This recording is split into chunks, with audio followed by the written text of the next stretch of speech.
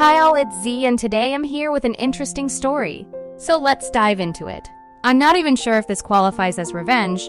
I think it does, but I'll let the public be the judge. First off, this story occurred many years ago. Let me give you a rundown of the laws around divorce where we lived at the time. Both parties need to agree to the divorce unless one party can prove the other party is at fault. This would mean something akin to cheating. There are also other reasons, but cheating falls into this. Now I honestly shouldn't have married my ex-wife, but I was young, dumb, full of cum. She was pretty, and I did what I did. So after our first year of marriage, I came to the conclusion I wanted to end our marriage. It wasn't working out for many reasons. However, my ex-wife did not want to divorce. Her life was better being married to me than without me, and I think she was trying to hold on to that. But there was no love. My ex-wife set a price of $100K to agree to a divorce. This does happen here, where if one party wants a divorce and the other doesn't, the party that doesn't want the divorce comes up with a cash payment they want, and you negotiate from there. Now I didn't have $100K. I could get about $25,000 and I was willing to pay that. Also, we had no kids. We didn't own anything together, etc. We spent a long time going back and forth over money and how much I'd pay her to divorce me. She finally agreed. I was thrilled. I was so happy. I decided I would go out and celebrate, and that night the stars aligned.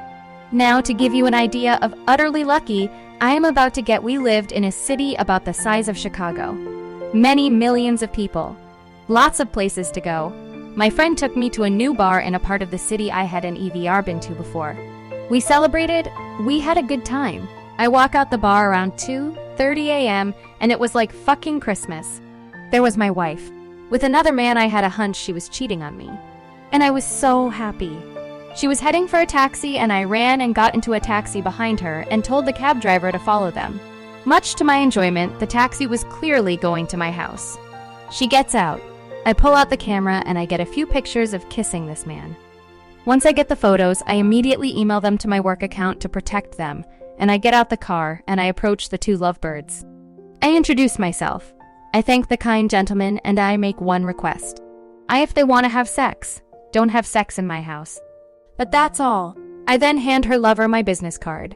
I thank him for all the money he's saved me and tell him if he ever wants to go grab a beer, I'd be happy to buy him a few rounds. I then wish the two lovebirds all the best and go upstairs and head to bed. To say my ex-wife was livid was understatement. However, the next morning, she pointed out something, and I have no idea how strong her agreement could be in a courtroom. But it did concern me.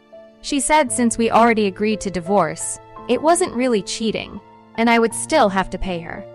Well, that afternoon I get a phone call. It's my ex-wife boyfriend. He apologized for sleeping with my ex-wife. I told him no worries. He then said he'd like to talk to me. We agree to meet up, and we do. Turns out he had previously been cheated on, and apparently my ex-wife lied to him about his relationship status.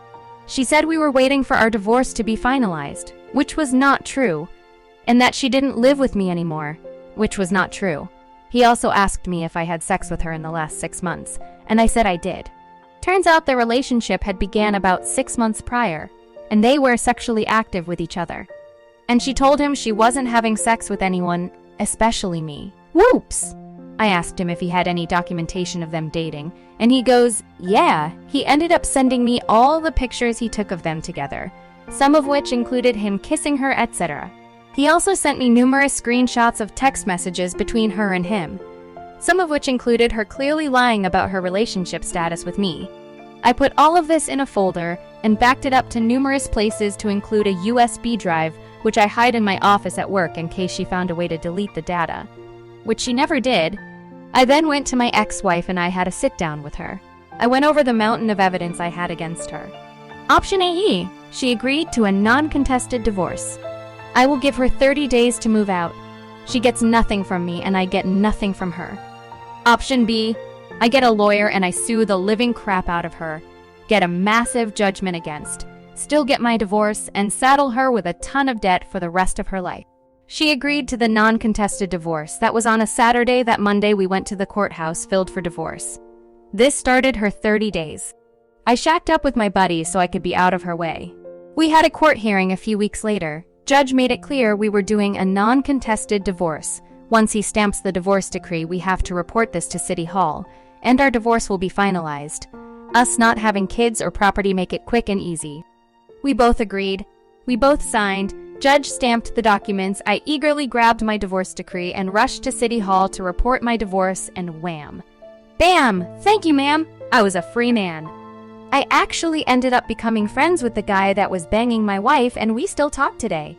Although over COVID-19 pandemic, our relationship got distant, but not because of a falling out or anything. Just not talking to each other.